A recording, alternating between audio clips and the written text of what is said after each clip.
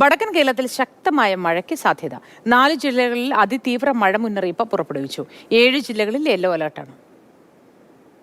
സംസ്ഥാനത്ത് ഒരിടവേളയ്ക്ക് ശേഷം കാലവർഷം വീണ്ടും ശക്തിപ്പെടുകയാണ്. അപ്പോൾ നിലവിലെ മഴ ലഭിക്കുന്ന അളവനുസരിച്ച് മഴ മുന്നറിയിപ്പിൽ മാറ്റം വന്നിട്ടുണ്ട്. അപ്പോൾ എവിടെയൊക്കെയാണ് നിലവിലെ മഴ മുന്നറിയിപ്പ് എന്നുള്ളത് നോക്കാം. ഇതാ നമ്മൾ മാപ്പിൽ കാണുന്നത് പോലെ 4 ജില്ലകളിൽ കാസർഗോഡ്, കണ്ണൂർ, അതുപോലെ തന്നെ വയനാട്, കോഴിക്കോട് ഈ 4 ജില്ലകളിൽ ഓറഞ്ച് അലർട്ടാണ് നൽകിയിരിക്കുന്നത്. തീവ്ര മഴ മുന്നറിയിപ്പാണ്. അതിശക്തമായിട്ടുള്ള മഴയ്ക്കുള്ള സാഹചര്യമാണ് ഇപ്പോൾ നിലവിൽ പ്രവചിച്ചിരിക്കുന്നത്.